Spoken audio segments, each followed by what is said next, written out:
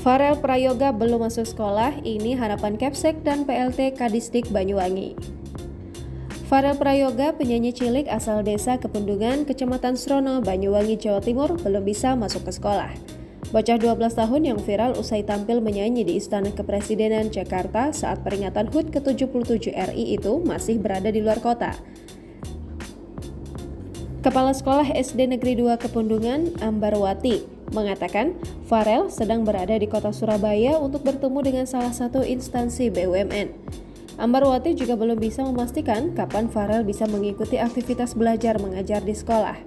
Menurut Ambarwati, tak ada kebijakan khusus dalam proses belajar mengajar untuk Farel Prayoga.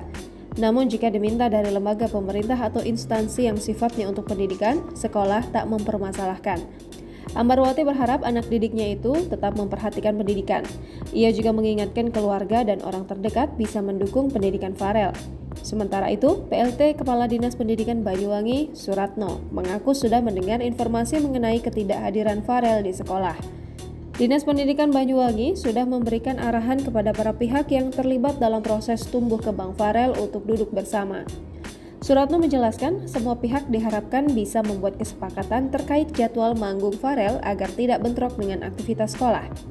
Suratno mengingatkan, aktivitas menyanyi dari panggung ke panggung itu harus benar-benar diperhatikan, bukan aji mumpung.